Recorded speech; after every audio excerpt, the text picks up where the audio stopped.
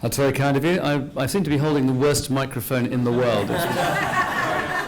It's called Frankenstein's microphone. It's been assembled from bits of other dead microphones. But apparently it will talk to the camera, which is a good thing. Okay, I think that we've got a room full of highly energized people who have been taking in a lot of stuff all day, but probably who would like to give some back. So questions from the room would be very welcome. You've got a selection of the VCs in front of you, unable to move, so you just need to ask them questions. I have one or two questions in the back of my mind, so if nobody yet has any, I can throw one of them out. But is anything anybody really would like to say, either as an observation or a question to these guys? What do you want to know, guys? Great. I'd like to know the example, or like an example of a company where you felt they were the best at creating a sense of urgency for you guys, where you felt like FOMO.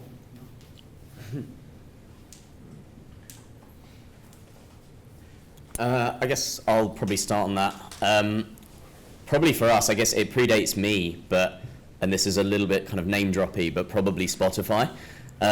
So actually, when we kind of did that was literally where you literally thought, you know what, why has nobody done this? Why has no one thought to put subscription on something that, you know, iTunes was starting to get people to pay per song, and people were still ripping CDs and stuff back in the day. I mean, Spotify is actually, people forget, that's been around since like 2006 is when it started. It's older than the iPhone. And so you forget now that music streaming is so popular and so it's so commonplace that actually how different it was to everything else that was on the market at the time. And in fact, I found out recently the reason it's called Spotify, which I never actually knew, which is that you could pick a spot in the song and stream it instantly, and it wouldn't actually change. And I didn't know that. And it's just one of those things that you think, oh, and actually that seems strange to think that now, but that was completely novel technology, you know, just 8 years ago or something. And so I think probably for us, that was the one where you literally think, okay, this is like looking into the future here, and this is something that we can't really miss out on. So I think that's probably the one from our portfolio that probably fits the bill the best. Just to add into that, I think that that actually it feels like a lot of the deals I work on, there is a sense of urgency, and I think that's a typical characteristic on deals that are particularly good. You just see this company, it's amazing, you know, you really believe in it. There's probably other people in a majority of the cases that have seen the same thing, or they have reached out to other people that have seen that as well. So let's say, you know, as funds, we also have to raise capital, right? And recently, you know, been in a situation where we're nearing our first close on a fund. And then, you know, there's so many exciting deals I want to play in, but then, you know, there's always a rush because there's other people looking as well, you know, so there's constant pressure. So I'm not going to give a particular example. I'm just going to say I feel that a lot when we're working on the really good deals, you know, and I think you can tell when you have one of those. Great question, Fabian. I think you want the answer that it was a nest pick after our first meeting. but I mean, I think for almost every deal that we do, and especially as growth equity investors, where our model is that we make a few select investments every year, and hopefully all of them will turn out to be good. There's an urgency whenever you find this hot company, which, you know, matches perfectly with our investment strategy. So there's hardly any company that we invested in where we didn't feel an urgency. It's always, you know, you're sweating, you know, when, you know, are they going to sign the term sheet? Like, are we going to do the DD in time? Is everything going to close smoothly? So, yeah, so there's an urgency with everything we ever invest in. And I think that's true for a lot of investors, because you really invest in stuff that you believe in, and you put your whole heart and soul into it, even though it sounds cheesy. I've got nothing to add to that, really. So the two things I think always work really well are this advice only applies if you're doing something really difficult and growing at sort of 50% a month on month. Don't call investors back. or if you do, give them 48 hours to sweat on an answer about something, and then be late to a meeting and say, sorry, I've just come from Mosaic or Felix, or but that only applies if you're doing something really difficult and you're growing 50% on month, and you know that you're going to raise the money from someone. But that happens to very few companies, and I think that's what you're talking about, is you've got to be super, super hot to be able to take the piss out of investors like that. So don't take advice from the show Silicon Valley. There's a particular episode. I think you guys know which one I'm referring to. Back of the room. Eric Brotto from Startup Bootcamp. I manage our alumni. We have about 240 companies so far, but a lot of them are not, like they finish the demo day, they fundraise from a group of angels normally. They're not usually ready for you guys where it's like Series A or even near that. What is, how do you recommend building a relationship with a VC when you know you're not going to be ready for asking them for money for like a year down the road, 2 years down the road, but you still want to lay the groundwork and prove that you are talented, you have a team, that you are headed in the right direction? What's the way to nurture that relationship, to reach out to you, to get you guys excited, where you're like, yeah, I want to stay in touch with this person even though they're not ready for our investment? I'm going to take an unfair advantage because I hold this microphone, for better or for worse, and mention something that Joe said to me last night, which was that some VCs reckon that they're not interested in a static picture or a snapshot. They want to see a trajectory. And in order to get money at date X down the line, they need to see you first 2 or 3 times beforehand. So you tell them where you're heading, and you hit that mark, and then you tell them where you're heading again, and you hit that mark, and so they can see there's a pattern of achievement. And so, from certainly what Joe was saying to me last night, that actually, while you may not, to go to them only when you want the money is not necessarily the smart thing to do. So is it valid then to say, to write an email to one of you guys and say, in a year's time, in a year and a half's time, this is where I plan to be, and I want to start this conversation now. Is that a valid email to receive? That I'm going to throw to you guys.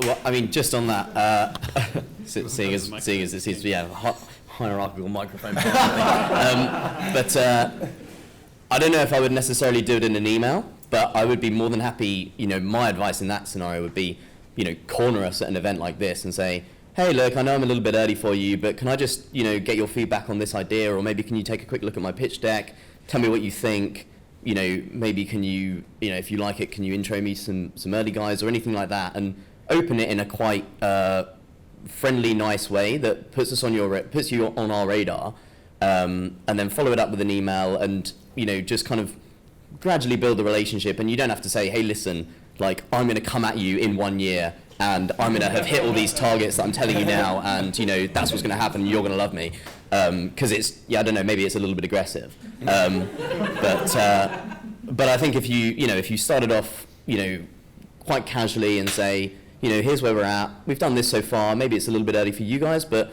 what do you think of it? And we're nice guys, and so we'll always say, speak our mind and say, yeah, you're right, it is a little bit early for us, but hey, I think, have you looked at these guys? Are you aware of these competitors?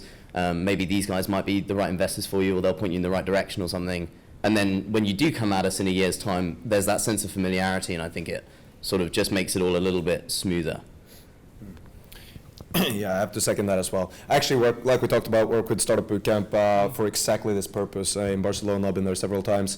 And just, meeting with really early stage companies that I know is really, too early for us. But it's all about creating that relationship so that when those really exciting companies comes around and is hitting kind of the stage that you invest in, then you have that relationship. It's both ways, right? I mean, you guys like us, we like you. That's the kind of relationship you want to establish, and if you can do that from early on, that's fantastic. I wouldn't do it too early. Like, let's say you just have an idea. I mean, that's more, that gets. Then it's too many emails. But I say it's okay, sending out an email saying, hey, I'm developing this. I think it's a really sweet, product that fits with your thesis. But I think I might be a bit too early, but can we have a meeting? And then, like he said, maybe we'll be able to, I do this all the time, suggest potential investors that are earlier that we work with. Because it's really about that for us, it's all about relationships, so we help each other out, and then, can pass you on. It's good for everyone. So I recommend doing that. And something I actively do myself. And I also second that. Love meeting companies early. As you mentioned, it's a business that's driven by relationships. Always hassling people like Damien to introduce me to his CEOs. And email updates are actually a great way after the first meeting to make sure that you're in our radar. Stuff like, hey, we hit this milestone, we just hired this new guy, we just closed this round, anything. So very, very good idea to do that. So I'm going to try and be somewhat controversial and say it depends who your companies are engaged with. So there's no point if you have $1,000 of revenue a month, it really would be a waste of your time to contact somebody at Axel, or unless you're doing something really, really technically difficult. So you should, your founder's time is precious. They should be focused on building their business rather than building relationships with VCs, in my view. So they should pick maybe 5 or 6 VCs to engage with in the way that these guys are talking about, and so be thoughtful about why you're engaging with a company. So maybe it's not an email, but somehow get a hook or an introduction into a VC who has invested in something relevant in the past. Who, let's say you're a typical startup bootcamp company, so you're trying to raise €500,000 maybe in 6 months' time. Don't start talking to people who are writing Series A checks for 10 minutes. So you've got to be thoughtful and focus on the biggest bang for your buck. And the biggest bang for your buck is winning customers, not talking to lovely guys like us.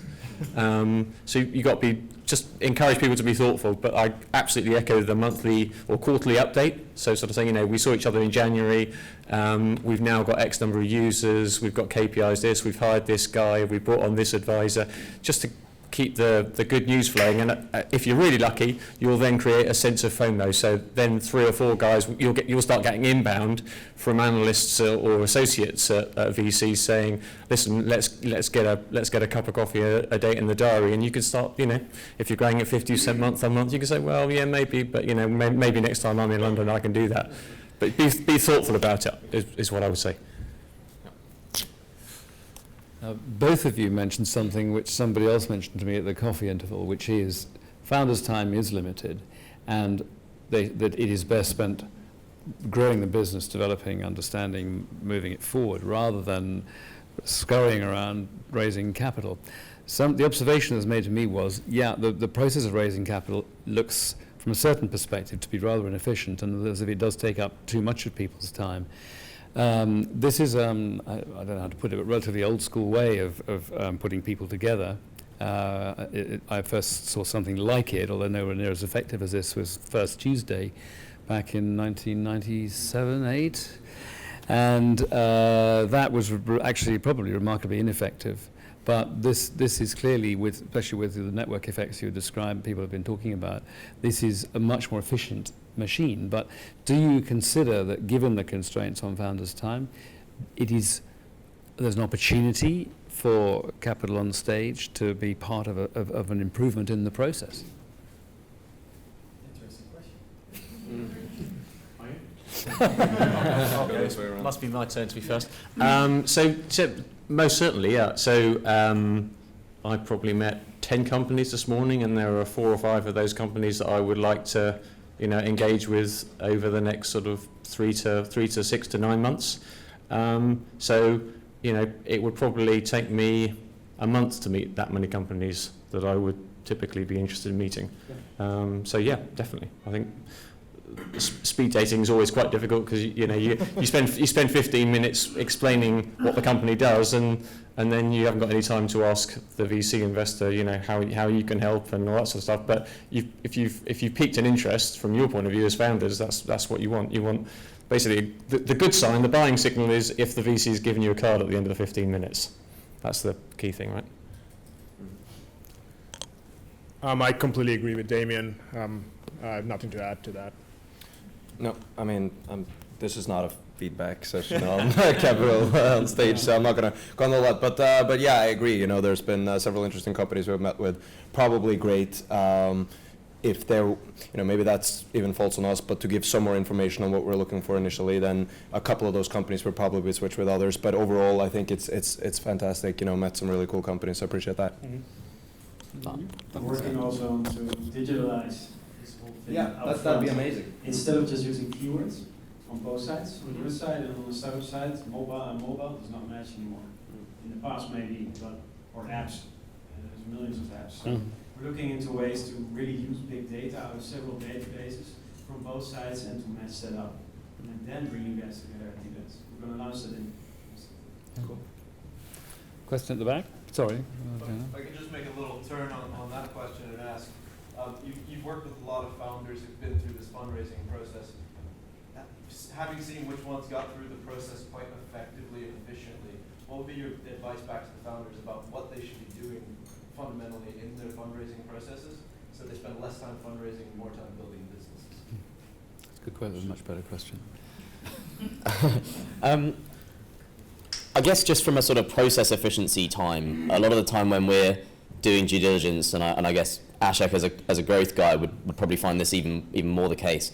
You know, there's a lot of back and forth with, oh hey, can you give us this data? You know, can we see these metrics? Da da da da da. And often they've got to go off within the business and take up the CMO's time, or you know, take up someone else's time and get them to provide that output and stuff. So I don't know if you know you're going to be fundraising, it might be an idea to sort of have these things that it's just part of a weekly thing that gets updated, and you've just got your sort of, effectively your data room, I guess, just ready to go, such that when you come to fundraise, it's a case of, you know, here it is, here's our data room, anything more that you want, come and ask us, but, you know, this should be sort of enough to be getting on with. I mean, I don't know if that's something that you guys would find useful, but sometimes, you know, we're sitting there waiting for a week to hear back when we've asked for some data or something, and the later the stage, the more data there is, and it can get quite messy quite quickly, I think. So just to have that ready to go, I think would be quite useful. You can find lots of lists online with typical documents that VC would look for when they do the due diligence. So just searching for that, actually, there's lots of resources that might be useful. So completely agree with that point. Also, a little earlier than that, but when you first start pitching to VC, would really work around structuring the presentation and so on that you're giving, because if it comes across too unorganized and so on, like you've heard probably a million times, you know, we really focus on team. It's even more important than product initially, because a decent product going through a market that drops can be changed by a great team, but the other way around doesn't work. So, you know, if you can do your best to really come off as a person who's like inspiring, you know, leadership characteristics, you know, integrity, all of these things that you might think would be typical for a CEO running a larger business, then that's also going to help you in the meetings. Yeah, number one, make sure that all the important team members are on board, and that's your CFO, your CMO, your CTO during the fundraising session. Make sure that the few pieces of data that are a pain in the ass to get right, that you deal with, for example, cap table. I don't want to be, you know, elbow deep into your cap table at 4 a.m. in the morning and emailing you, hey, what's going on here? You know, this doesn't make sense. Make sure that all the numbers, and I'm speaking as a Series B plus investor, all the numbers, all your cohorts, all your monthly management accounts are up to date.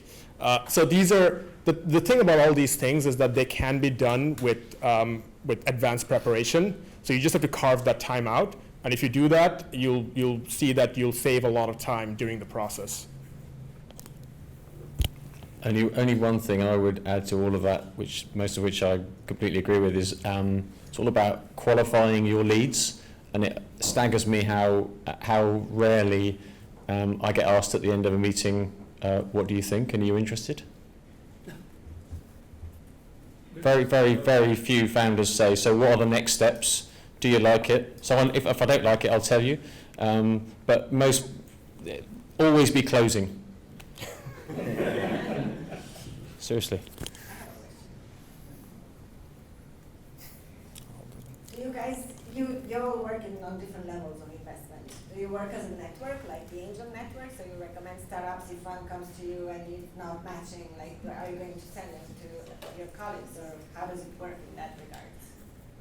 Absolutely. I mean, why else would I hang out with these guys? The lovely Because we people. both have stripy socks, obviously. There you go. How many startups, for example, have you sent to the others that you got invested in? So I just spoke to one of Damien's companies just last week, and chasing another one of his.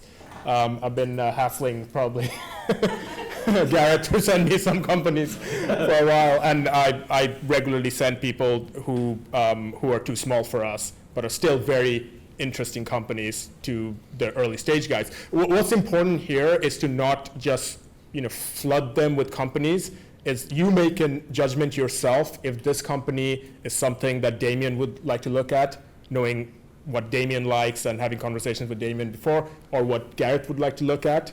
And that's very important, so that they also trust your judgment, and there's one degree of filter. Yeah, completely agree. Nothing more to say. Yeah, completely agree with that.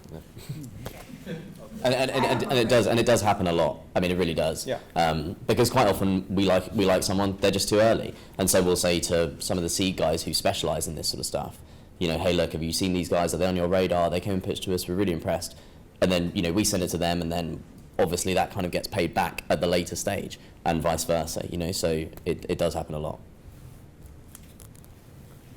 Okay, back. I checked from my book.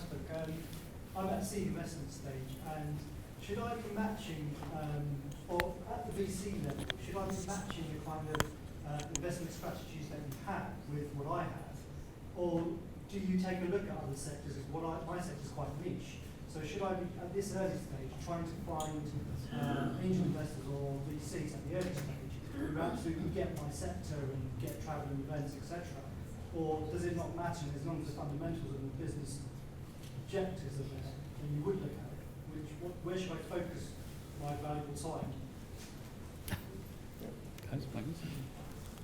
No, I think that doing some research on that is really important, because obviously we as investors want to work, it's beneficial for both, right? If we work on cases where we both have some strong expertise in the field, obviously you have, but for us as well. So if you look at our portfolio and say, hey, they have these investments that are in my space, and they know how to do this. They've been through similar situations before.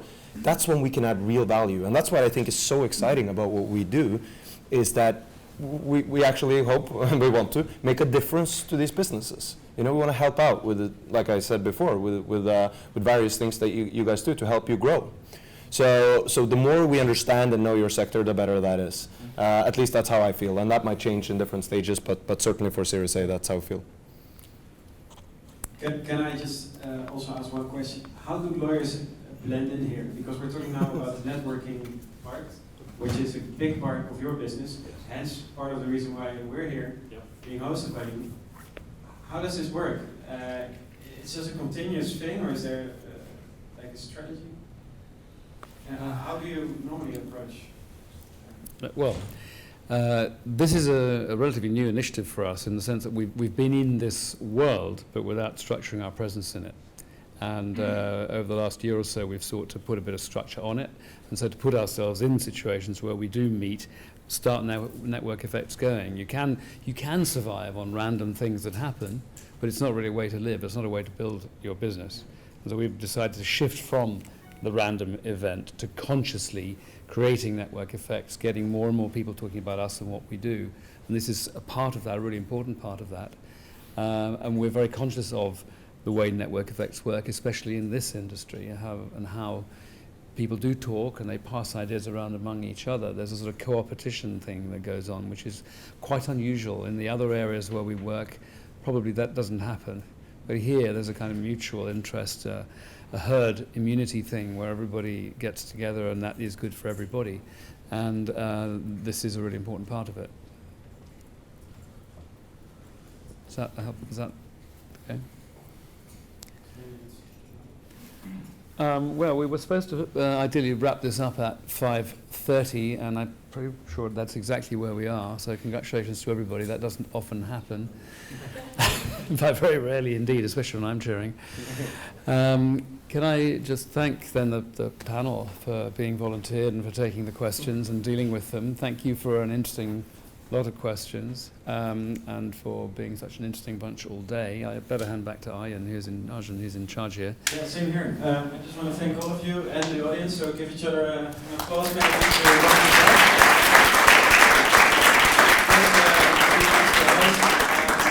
just want to have Anke on here, and is Joe around? No, yeah, come up front. So so I'm more or less the face, and I'm the CEO and all that, but they actually do a lot of work. Anke is part of the Capital Stage team. She's been with us for more than a year. Yeah, New York. And Jo is on the other side. Joanne is on the other side at CMS. So she did a lot of work. We know each other when you were at Thornton. When we did a conference at Northern Rose, and then she convinced us to definitely come here to the new venue. So besides the Wi-Fi, I hope everything was all right. And yeah, I want to thank everybody for making it happen, because for us, we could do things way better with the marketing and sales and all that, all the corporate sponsors and so earn money with it actually. But so far, what kept us up is and running and me excited is that there's always these great founders, and He's getting emotional now. yeah, I just think it's amazing to have everybody together in one room discussing what they love to do. We're so far away that last time we were at level 39, opposite to HSBC, and it just, when you just see the brand, you just crying. So we do totally something opposite than any corporates like that. So you could be the next one with a brand like that, but in the new world. And I love that. So let's keep on doing it. I hope next time you can invite your friends. I hope next time you got funded and you're here for your next round of funding. So please do let us know. It's very difficult to track this. There's so many press releases and whatnot going on. So please, from all sides, come and let us know. And we help market it and introduce you. I make at least 25 to 30 introductions a week, and I get those amounts per week as well. It's a mutual thing. So I do that because I love to do that. And yeah, let's go and have some drinks. Good plan. Thank you very much.